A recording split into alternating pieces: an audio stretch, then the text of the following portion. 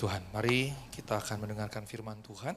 Judul yang diberikan kepada saya doa yang berkenan, tapi kemudian saya mengubah sedikit menjadi doa yang didengar.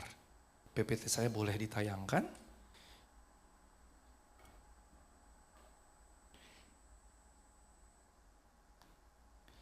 Kita akan lihat ada dua perikop yang saya ingin bagikan bagi Bapak sekalian. Yang pertama adalah Yakobus 4 ayat 1 sampai 3 dan yang kedua adalah yang menjadi panduan kita sebetulnya, yaitu 1 Yohanes 5 ayat 13 sampai 15. Oke, langsung slide kedua, Yakobus 4 ayat 1 sampai 3, teksnya begini. Dari manakah datangnya sengketa dan pertengkaran di antara kamu? Bukankah datangnya dari hawa nafsumu yang saling berjuang di dalam tubuhmu? Kamu mengingini sesuatu tetapi kamu tidak memperolehnya. Lalu kamu membunuh, kamu iri hati tetapi kamu tidak mencapai tujuanmu. Lalu kamu bertengkar dan kamu berkelahi. Kamu tidak memperoleh apa-apa karena kamu tidak berdoa. Atau kamu berdoa juga tetapi kamu tidak menerima apa-apa. Karena kamu salah berdoa, sebab yang kamu minta itu hendak kamu habiskan untuk memuaskan hawa nafsumu. Bapak yang terkasih dalam Tuhan Yesus Kristus, slide berikutnya. Ada dua bagian di sini yang disampaikan oleh firman Tuhan. Yang pertama, tidak berdoa. Sebelum saya lanjut, siapa yang tadi pagi bangun mulai dengan berdoa dan bukan buka HP? Boleh angkat tangan? Yang lain kayaknya buka HP duluan ya. Saya memperhatikan kalau saya tanya, kebanyakan tidak mengangkat tangan. Kebanyakan tidak mengangkat tangan berarti waktu melek yang dilihat langsung HP. Ini harus dibiasakan begitu melek yang dilakukan berdoa dulu. Mengapa demikian? Karena bukan firman Tuhan, bukan Alkitab, tapi sejalan dengan Alkitab, kedokteran khususnya kardiolog berkata begini, kalau kita membiasakan pagi-pagi nggak usah lama-lama, 5-10 menit, malam-malam mau tidur nggak usah lama-lama, 5-10 menit. Kalau kita jalankan itu secara rutin tiap pagi dan tiap malam, bangun pagi dan kemudian mau tidur malam-malam, itu sehat buat jantung. Sehat buat jantung. Sehat buat jantung, itu kedokteran loh, bukan pendeta yang ngomong, bukan penatua yang ngomong, dokter yang ngomong. Kenapa? Rupanya dengan bangun pagi kita memulai dengan doa terlebih dahulu, bukan yang lain-lain, dan mau tidur kita berdoa, sebetulnya kita releasing our stress. Kita membuang stres kita. Kenapa? Di pagi hari kita mulai dengan belajar bergantung pada Tuhan.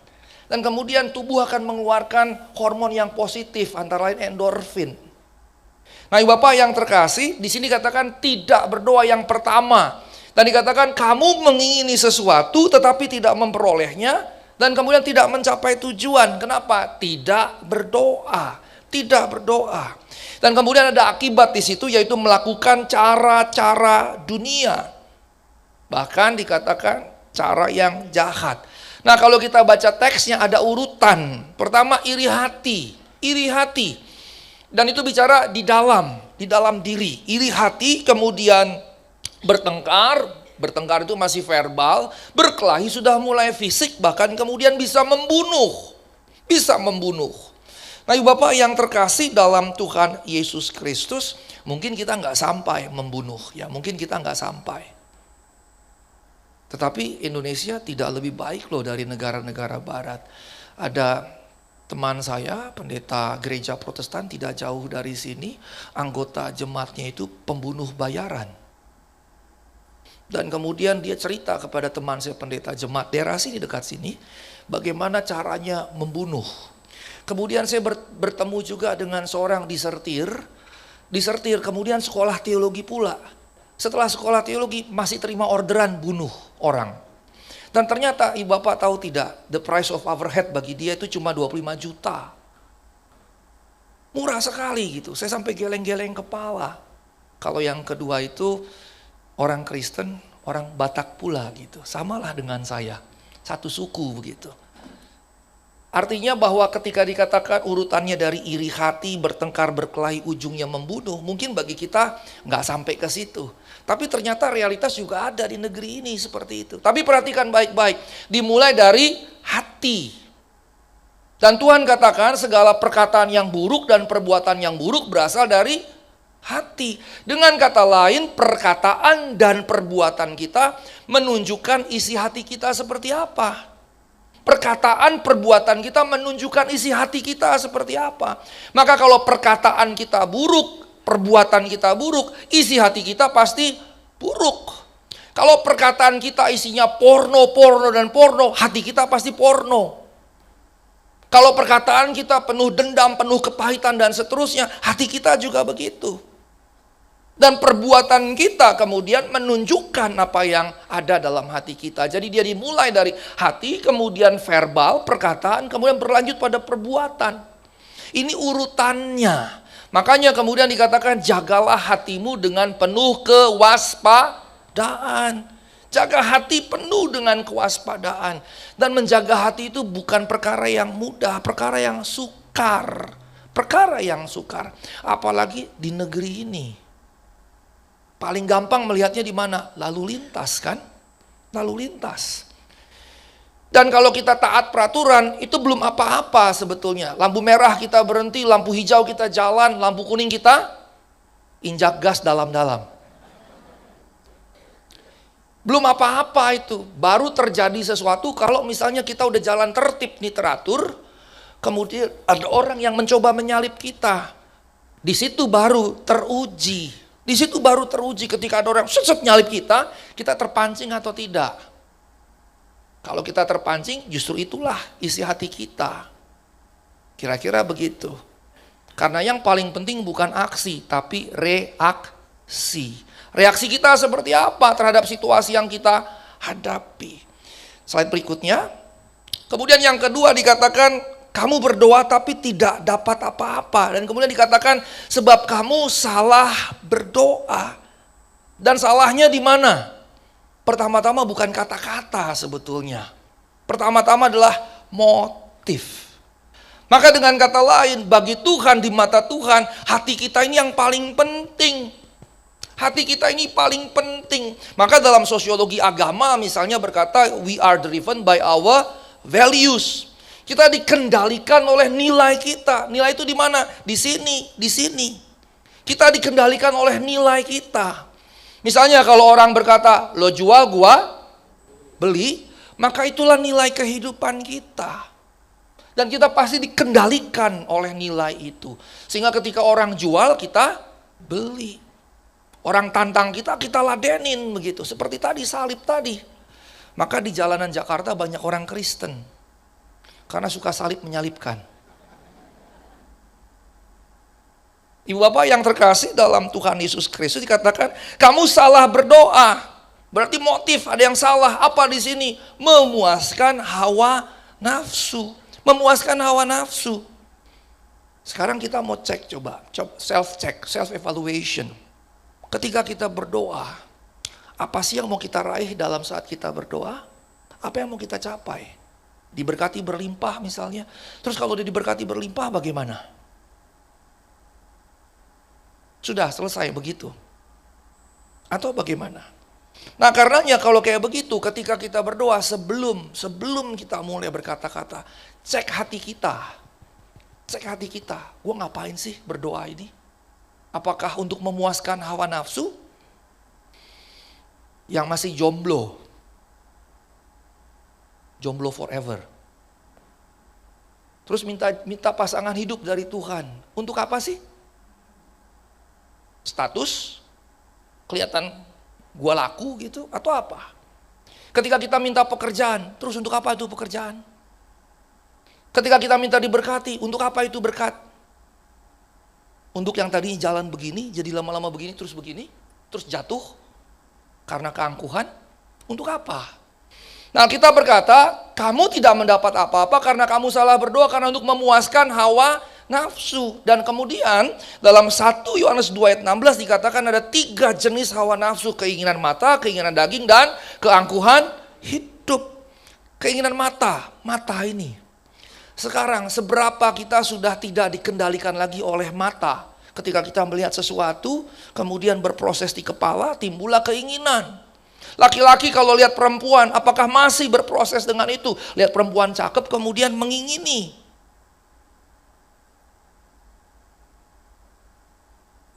Saya dengan istri saya tahun ini berusia 50 tahun.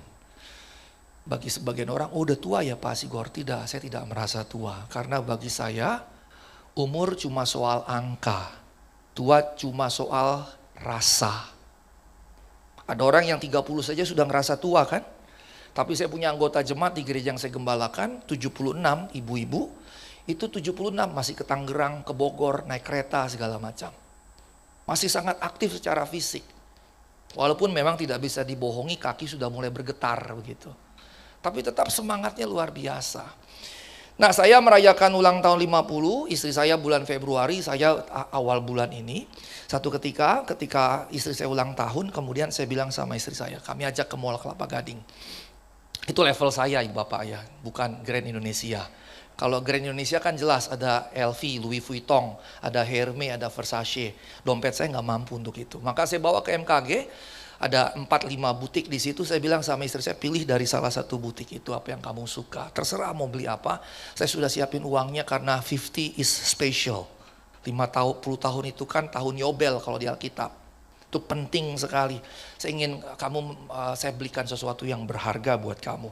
Kemudian istri saya masuk ke butik pertama dari Amerika, kedua, ketiga, yang keempat merek Jerman, kemudian yang kelima. Setengah jam. Kaki saya cukup pegel 2,5 jam muter-muter. Tapi itulah tanggung jawab suami ya. Tanggung jawab suami. Harus mendampingi istri. Amin ya suami-suami ya. Amin. Jangan ibu-ibu yang bilang amin ya. Nah kemudian setelah kesini setengah jam, yang kelima dia nggak beli apapun juga. Terus saya tanya sama istri saya, "Mah kenapa kamu nggak beli?" Terus dia bilang, "Mahal barangnya." Terus kenapa? "Sayang duitnya, mendingan dipakai buat yang lain." Wah saya happy luar biasa. Saya happy luar biasa karena berarti ATM saya tidak dipakai, tidak berkurang begitu. Tapi lebih dari itu ada satu yang bikin saya luar biasa happy. Berarti saya dengan istri saya sudah satu roh. Sudah satu roh. Istri saya tidak matre dengan barang-barang branded level kami. Saya senang sekali berarti istriku betul-betul sehati dengan suaminya. Dan di gereja kami yang tidak besar, saya pribadi membiasiswai 3 pengerja saya untuk kuliah. Salah satunya saya masukin S2 di STT Let's. Satu lagi kuliah ekonomi. Dan ada kuliah yang lain. Pakai duit kami pribadi karena gereja kami kecil tidak mampu membiayai itu, maka nggak ada masalah gitu. Dan saya katakan pada anak saya laki-laki yang pertama yang kuliah di ITB jurusan arsitektur. Saya katakan sama anak saya, "Nak, papa begini, nggak apa-apa ya kamu, nggak masalah kan?" "Oh nggak masalah apa, yang penting saya baik-baik saja. Papa mau begitu terserah papa, silakan." Wah saya happy lagi, berarti apa? Anak saya pun satu roh dengan saya.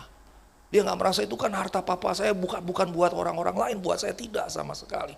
Maka saya berkata pada keluarga saya, yang penting kita cukup. Firman Tuhan, asal ada makanan, pakaian, cukup. Lalu kalau lebih untuk apa? Jadi berkat. Amin. Lebihnya apa? Jadi berkat. Jadi berkat. Nah, ini bicara keinginan mata. Keinginan daging itu apa? Makan misalnya. Makan. Waktu saya medical check up bulan Maret, dokter yang mengadakan medical check up berkata kepada saya begini, "Pak Pendeta, makanlah sebelum lapar, berhentilah sebelum kenyang." Dan saya bilang sama ibu dokter itu, "Bu, itu alkitabiah sekali." "Kenapa Pak Sigor?" "Karena di Alkitab di Amsal bilang kalau kita makan taruh pedang di sini." Itu bahasa Alkitab, bahasa medisnya makan sebelum lapar, berhenti sebelum kenyang. Mengapa dokter bilang begitu? Karena dari mulut sampai berproses di sini butuh 20 menit. Sekarang ibu bapak bayangkan kalau engkau makan pada saat sangat kelaparan, itu makan seperti itu.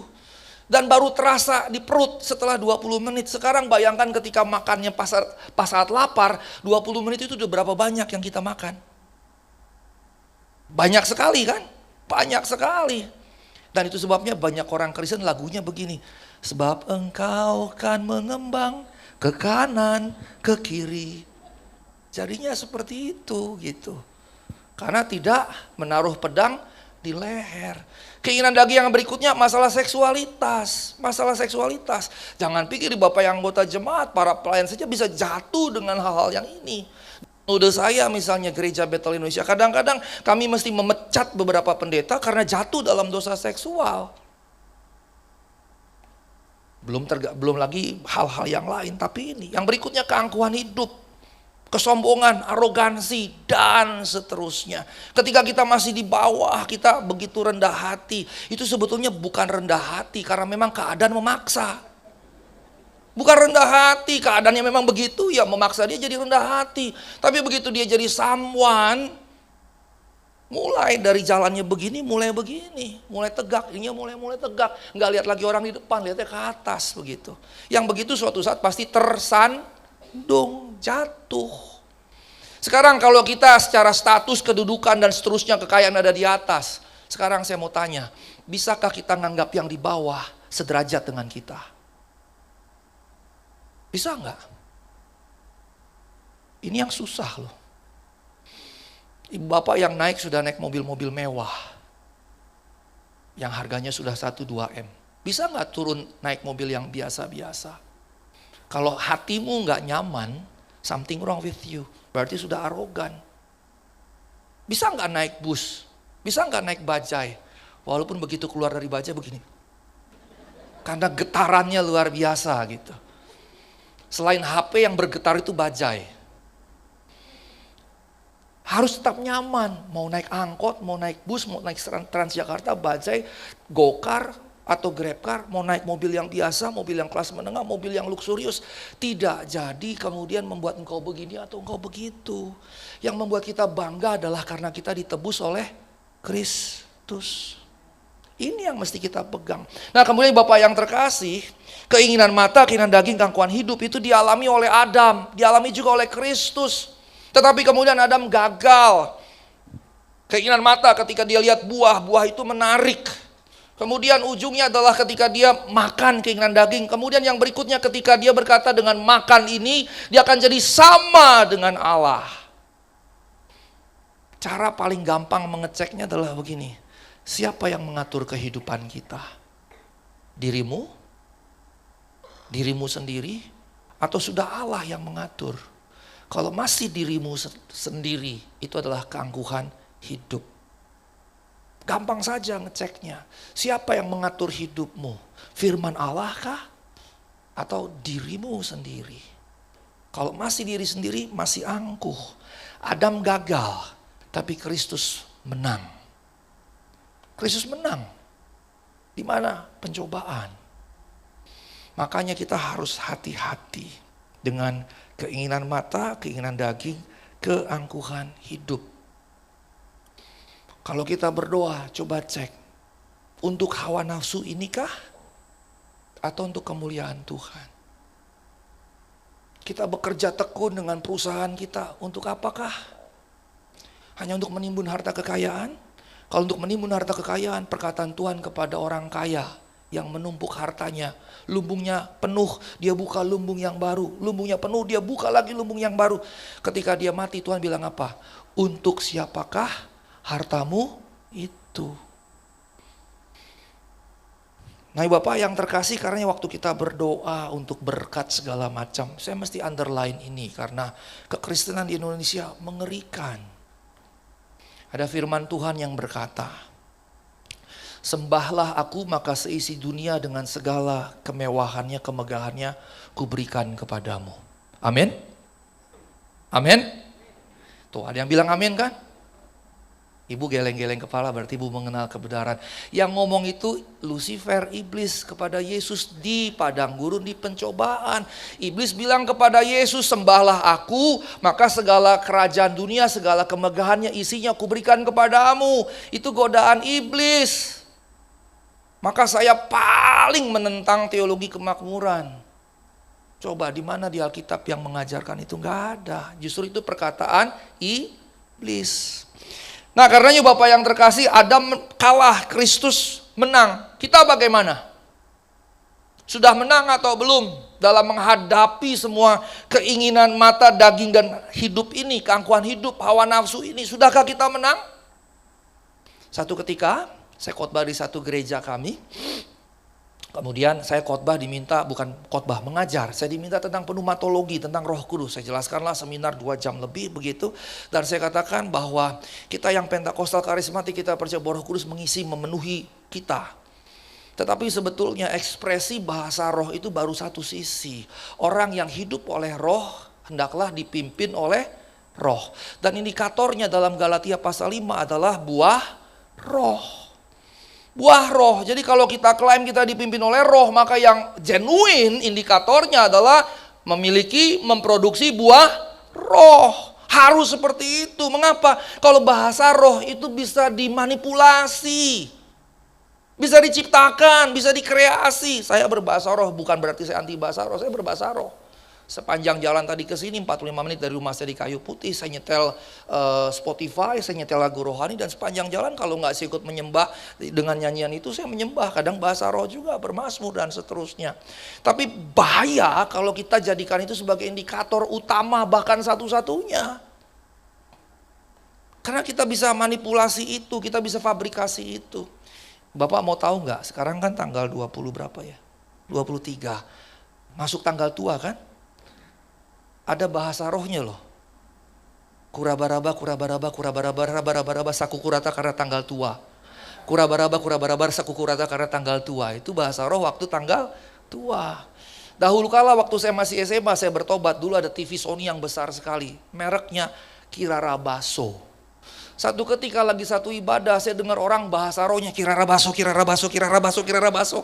Wah, kacau sekali itu doanya. Berarti dia menginginkan TV itu gitu. Kacau sekali. Bahasa roh bisa kita fabrikasi, tapi buah roh bisa kita fabrikasi? Enggak. Genuine. Nah, ketika saya jelaskan itu, kemudian saya berkata gini, jangan sampai nanti kita baru dengar seminar ini bahwa kalau dipimpin roh kita harus memproduksi buah roh, begitu turun kita ribut sama tukang parkir. Saya bilang begitu. Selesai begitu, Bapak Gembalanya datengin saya, Pak Sigor, tahu nggak? Pernah loh kami ngundang pendeta ibadah minggu. Begitu Pak, habis ibadah nyampe di bawah, ribut sama tukang parkir. Ya Allah, ampun deh. Ribut sama tukang parkir, dia bilang begini ke tukang parkirnya, ini kan parkiran gereja, masa gua mesti bayar sama lu? Ributlah sama tukang parkir. Bikin malu kan? Bikin malu. Buah roh nggak itu? Bukan, itu kedagingan. Maka pertanyaannya, sudah menang atau tidak kita? Slide berikutnya, saya masuk ke dalam teks yang kedua, 1 Yohanes 5, 13 sampai 15. Semuanya ini kutuliskan kepada kamu, supaya kamu yang percaya kepada nama Allah, Anak Allah, tahu bahwa kamu memiliki hidup yang kekal. Dan inilah keberanian percaya kita kepadanya itu, bahwa Ia mengabulkan doa kita, jikalau kita meminta sesuatu kepadanya menurut kehendaknya. Dan jikalau kita tahu bahwa Ia mengabulkan apa saja yang kita minta, maka kita juga tahu bahwa kita telah memperoleh segala sesuatu yang telah kita minta kepadanya. Slide berikutnya. Dasar atau landasan doa adalah satu keyakinan ini. Slide berikutnya. Yaitu bahwa Kristus adalah anak Allah.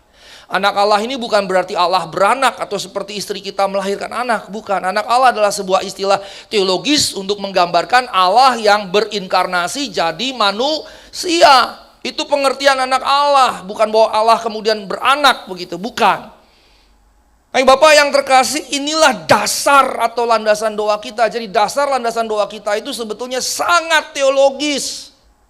Bahwa Dia adalah anak Allah, Dia adalah Allah yang jadi manusia. Dan karenanya kita memperoleh kehidupan yang kekal. Dan ini satu-satunya pondasi kita, bukan yang lain. Bahwa ketika saya jalan dalam kehidupan saya, ujungnya adalah kehidupan kekal. Nah, dalam keadaan pemahaman seperti itu, gak takut mati lagi. Amin. Gak takut mati lagi.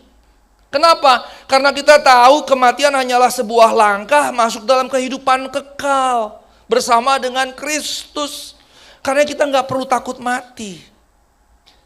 Siapa yang masih takut mati di sini? Saya balik pertanyaan, siapa yang berani mati? Oh, cuma satu yang angkat tangan. Ibu Bapak yang terkasih, kalau kita sudah sungguh-sungguh percaya pada Tuhan, kita tidak takut mati, kita berani mati. Tapi berani matinya bukan cari mati. Itu dua hal yang berbeda. Orang yang berani mati akan berani hidup. Maksudnya apa? Dia sadar bahwa hidupnya akan berujung, maka dia berani hidup, dia jalankan hidupnya seefektif, seefisien mungkin. Maka nggak ngerjain lagi yang boten-boten, nggak minta lagi yang aneh-aneh. Tapi dia akan meminta kepada Tuhan bagaimana hidupnya bisa dipakai oleh Tuhan. Dia akan berjuang untuk itu. Dengan tempat kalian masing-masing, dengan posisi ibu bapak sekalian masing-masing. Aku sebagai ibu rumah tangga, bagaimana kehendakmu terwujud dalam kehidupanku sebagai ibu rumah tangga. Bagi saya ibu rumah tangga bukan sesuatu yang hina. Itu pekerjaan yang sangat mulia. Istri saya adalah ibu rumah tangga dan dia mengurus 2 anak kami. Dan bagi saya itu pekerjaan yang mulia. Di mata Tuhan juga pekerjaan yang mulia. Ini yang mesti kita camkan. Sehingga kita ini hidup bukan ngumpulin harta di dunia. Walaupun kita harus bekerja. Dan kerja kita harus kerja keras, kerja cerdas, kerja bernas. Keras sekeras-kerasnya, lebih keras dari orang dunia. Orang Kristen yang mengerti bahwa hidupnya tidak selama-lamanya. Kemudian akan mati dan berjumpa dengan Tuhan. Akan kerja sekeras-kerasnya. Katakan amin. Dan akan kerja secerdas-cerdasnya. Tidak jadi orang yang bodoh. Kalau dia nggak ngerti dia belajar, dia nggak ngerti dia belajar dan belajar. Saya orang Batak, otomatis bahasa ibu saya adalah bahasa Batak. Tapi itu bukan bahasa ibu pertama karena saya lahir di Jakarta, bahasa ibu pertama saya adalah bahasa Indonesia. SD, SMP, SMA saya belajar bahasa Inggris. Kemudian SMA kelas 2, kelas 3 saya belajar bahasa Prancis. Je parle français un peu. Kemudian waktu saya kuliah ke STT Jakarta, saya belajar Ibrani dan kemudian Yunani. Kemudian ketika saya mau ke Jerman, kuliah S3, 2009 sampai 2015, saya belajar bahasa Jerman. Kemudian di Jerman saya belajar lagi bahasa Latin. Itulah semua dengan variasi penguasaannya yang saya bisa. Cuma itu yang saya bisa. Tapi ketika cuma itu yang saya bisa, saya maksimalkan apa yang saya bisa. Saya nggak bisa nyanyi. Suara saya fales. Ngorok aja saya fales. Beda dengan Bang Eli Kapitan, suaranya merdu. Suara saya fales, saya main musik juga nggak bisa. Saya ikut kursus Yamaha Musik Indonesia. Kemudian ujian. Ujiannya pakai kunci G, saya pakai kunci F. Saya diluluskan karena gurunya belas kasihan sama saya. Saya main drum, teman saya bilang, tempomu kacau balau. Saya jadi WL waktu saya baru-baru bertobat, kemudian sekolah teologi tahun 94, 95, 96, saya ketua pemuda di 1 GBI di Jakarta Pusat, Cempaka Putih. Kemudian saya diundang jadi WL di situ. Sebulan kemudian diundang lagi jadi WL. Sebulan kemudian diundang lagi jadi WL tahun 95, 96. Sejak itu sampai sekarang saya nggak pernah diundang jadi WL. Bapak Gembala kemudian cerita pada pendoa syafaat kami, sudah nenek-nenek 60 tahun waktu itu umurnya. Terus si nenek itu pendoa syafaat sahabat saya bilang, Bang Asigor, kamu kata Pak Gembala suaramu fales. Wah waktu itu masih muda tuh, sakit hati saya rasanya di sini. Terluka saya. Saya bilang ini Bapak Gembala takut ya, mentang-mentang saya orang Batak ngomong ke saya nggak berani ngomong lewat nenek-nenek. Kan nggak mungkin saya marahin nenek-nenek kan? Kan gitu kan? Akhirnya udah saya sakit di sini gitu. Tapi lama-lama saya belajar, itu bukan talenta saya. Nah apa yang menjadi talenta saya? Itu saya kerjakan maksimal. Ingat orang Kristen, kerja keras, sekeras-kerasnya, lebih keras dari orang dunia. Kerja cerdas, belajar terus, never stop learning. Kemudian yang ketiga bernas. Bernas itu berbulir-bulir jadi berkat bagi orang-orang banyak. Itu orang Kristen etos kerja. Sehingga orang Kristen bukan menyia-nyiakan hidup, justru kerja sebaik-baik mungkin. Dari situ nama Tuhan dipermuliakan. Nah karena Bapak yang terkasih slide berikutnya. Dikatakan ia mengabulkan. Nah ternyata kata mengabulkan itu dari bahasa Arab. Kata kerja dasarnya kabul, makanya ada ijab, kabul, begitu. Dan rupanya waktu yang menerjemahkan ini sekitar tahun 50-an berproses, kemudian dari terjemahan lama ke terjemahan baru. Karena di LI banyak teman saya, kepala departemen penerjemahan juga teman saya, Pendeta Anwar Chen. Saya kadang-kadang juga diminta seminar atas nama LAI. Dan saya katakan itu harusnya jangan pakai kata mengabulkan. Karena pasti konsep teologisnya tidak sesuai dengan Alkitab. Ijab kabul itu kalau saya berikan sesuatu kepada calon istri, keluarga menerima, dia menerima jadi sah. Itu yang dimaksud dengan mengabulkan. Memberikan sesuai yang diminta. Begitu kan? Di dalamnya ada mas kawin. Nah Bapak yang terkasih, ternyata kata mengabulkan itu bahasa Yunaninya akuo. Akuo itu artinya mendengarkan. Kalimatnya di situ dikatakan akuwei humon, ia mendengarkan kamu. Sehingga sebetulnya kalau diterjemahkan lebih harfiah, maka bunyinya adalah yaitu bahwa ia mendengarkan doa kita. Mendengarkan doa kita. Jadi bukan mengabulkan, tapi mendengarkan. Tapi kemudian ada syarat di situ, kalau kita mau didengar doa kita oleh Tuhan, maka doa kita harus sesuai dengan kehendaknya. Telema bahasa Yunaninya. Telema itu bicara kehendak, gairah, kesukaan. Siapa? Allah. Maka dengan kata lain, Tuhan hanya mendengarkan doa kita kalau yang kita doakan adalah sesuai dengan kehendak, gairah, kesukaan Tuhan. Persoalannya adalah doa-doa kita lebih kepada memuaskan kesukaan kita. Kesukaan kita. Nah perhatikan, doa yang seperti itu tidak akan, jangankan diberikan, didengar saja tidak. Ini yang mesti kita catat betul-betul Ibu Bapak yang terkasih. Lalu bagaimana dengan kehendaknya? Ada dalam seluruh Alkitab. Maka kalau gitu untuk mengerti kehendak Tuhan, kita harus bersekutu dengan firman Allah, dengan Alkitab. Ada satu kenalan saya hamba Tuhan baru mulai. Terus dia berkata, Pak Sigor saya doa sehari bisa 2 jam, 3 jam. Terus saya tanya, kalau begitu bagus, tapi berapa pasal kamu baca? Ya paling 1 perikop. Wah itu bahaya, bahaya. Sebab kalau kita tidak mendengarkan firman Tuhan, kita mendengarkan yang lain. Yang lain. Ibu Bapak, kalau engkau cuma baca 1 perikop 1 hari, apalagi cuma 1 minggu. Sementara dunia mengajarkan kita, tak henti kan? Betul kan? Ibu Bapak ingat lagu ini enggak? Kalau yang above 50 harusnya tahu. 1 kali kau sakiti, ku maafkan. 2 kali kau sakiti, terus berikutnya, ku maafkan. Terus gimana Bang Eli? Tapi jangan 3 kali, begitu kan? Kalau udah 3 kali, tiada ampun. Itu kalau kita setel, sadar nggak sadar, masuk ke sini. Masuk ke sini. Dan kalau hati kita, pikiran kita tidak dipenuhi firman Tuhan, maka yang mengisi apa? Itu tadi. Termasuk prinsip, lo jual, gua beli. Dan prinsip-prinsip yang lain. Dan dunia itu gencar sekali mengisi itu. Mengisi itu gencar sekali dengan filosofinya. Setel lagu. Kalau nggak pembunuhan, perselingkuhan, ya kan? Lagu-lagu Batak aja tuh begitu. Isinya perselingkuhan.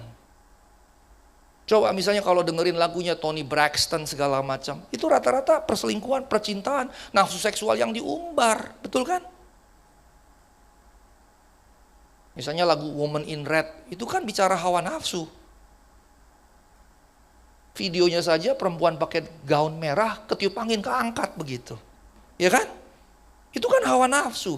Nah sekarang bayangkan kalau firman Tuhan tidak mengisi kita, maka filosofi dunia akan terus mengisi kita. Sementara dalam sosiologi agama, we are driven by our values. Kita dikendalikan oleh nilai kita. Nah dalam Edgar Hasshains punya structure of culture, ya structure of culture, paling atas itu artifacts and behavior, perilaku dan produk. Perilaku dan produk, di bawahnya adalah values and virtues. Paling bawah adalah basic underlying assumptions. Basic underlying assumptions adalah pondasi dasar, asumsi yang jadi pondasi dasar yang menggerakkan kehidupan kita. Di atasnya dibangun nilai, di atasnya adalah produk dan perilaku. Dengan kata lain, perilaku kita menjelaskan nilai kita. Dan nilai kita menunjukkan kita dibangun dari dasar apa. Maka misalnya kalau kita diajar, lo jual gua beli. Maka kita akan membangun itu dalam produk, dalam perilaku kita. Paman saya, satu ketika adik sepupu saya cerita, satu ketika waktu di kampung, adik sepupu saya datang kepada papanya langsung, Terus papanya bilang, kamu kenapa dipukul tetangga sebelah? Terus ibu bapak tahu paman saya bilang apa sama adik sepupu saya? Nggak bilang apa-apa, ke dapur ambil golok. Terus dikasih ke adik sepupu saya. Kamu jangan pulang nangis, kejar, bawa golok ini, kejar itu orang. Beneran dilakukan sama itu anak. Dikejarlah orang itu pakai golok, ketakutanlah dia. Itulah kami orang Batak. Kalau belum bertobat. Kira-kira Bung Eli orang Indonesia Timur kurang lebih serupa lah ya. Dan sebetulnya debt collector itu rasis loh ibu bapak. Debt collector itu kalau nggak orang Indonesia Timur, orang Batak. Itu rasis loh seperti itu tuh. Tapi kenapa? Karena kami dididik dengan keras seperti itu. Filosofi dunia, sekarang pertanyaan ini, Bapak semua yang hadir di sini. Engkau dibangun oleh filosofi dunia yang macam apa? Dan sudahkah mulai ada replacement di situ? Nah kalau engkau nggak tekun baca firman, jangan harap pada replacementnya. Tapi you are driven by your values. Maka nilai ibu bapak adalah yang kau pegang, yang diajar dari luar ke dalam.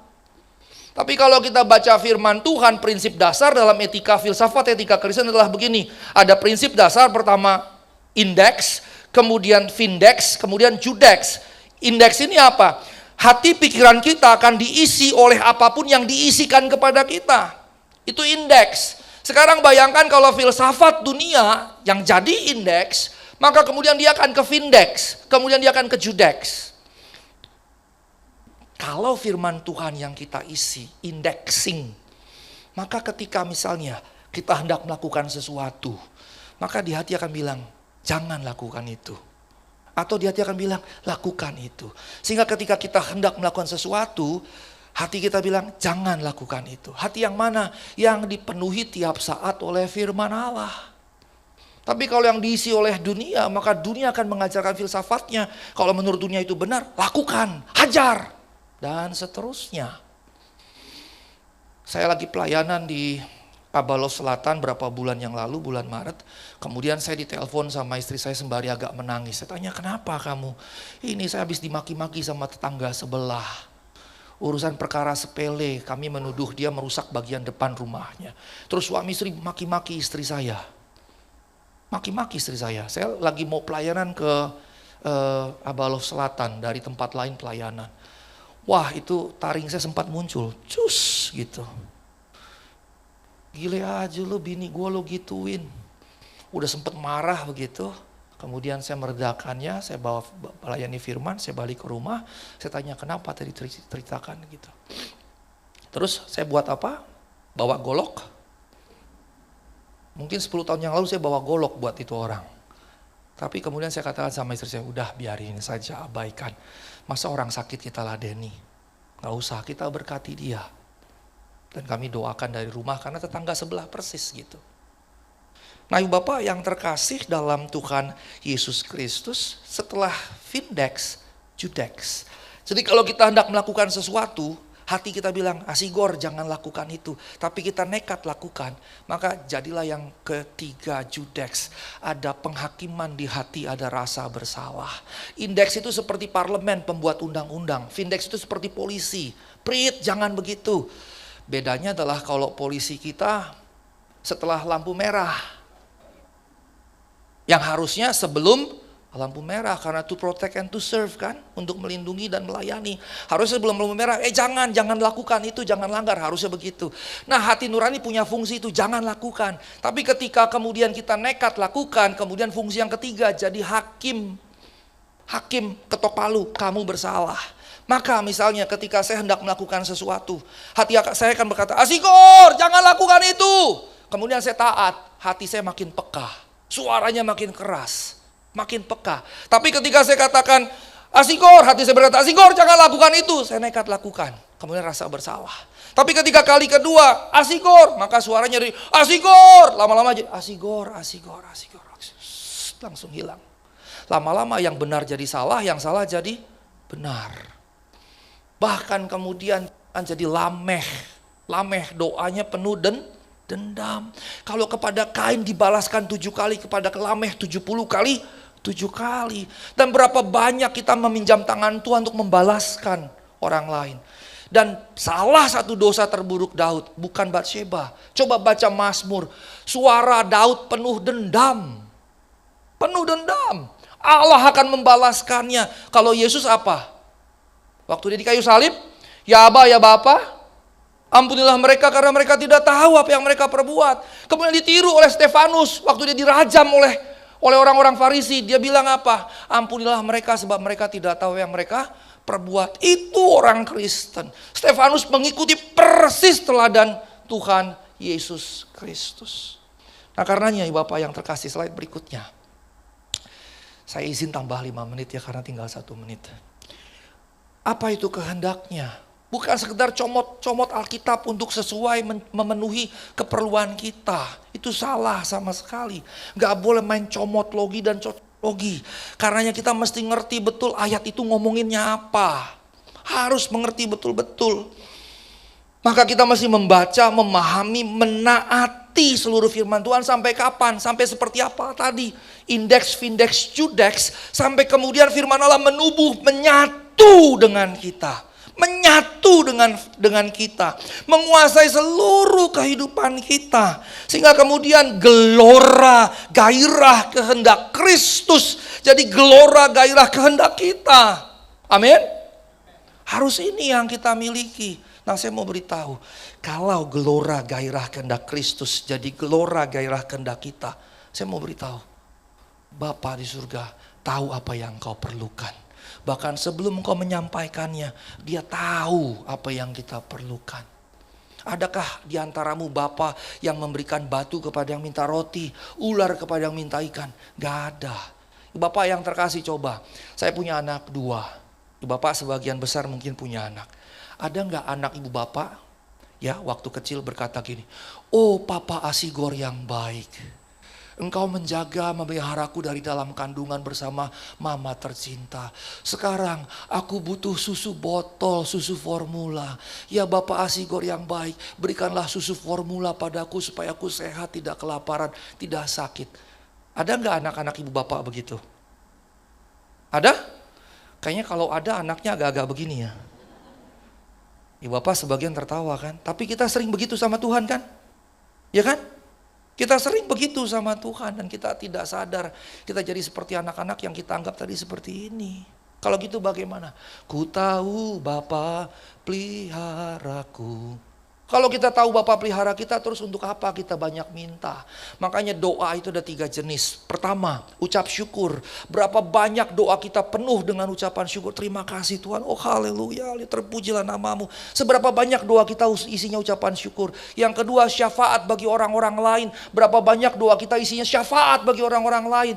Yang ketiga baru permintaan. Sebetulnya dari 3 jenis doa, ini yang harus paling banyak. Ini nomor 2, ini yang terakhir. Bahkan kalau perlu gak usah didoakan juga nggak apa-apa. Mengapa? Bapa pelihara. Ini kode, berarti saya harus segera selesai. Nah karenanya slide berikutnya. Saya mau share ini dulu supaya engkau tahu Bapa yang terkasih siapa Allahmu.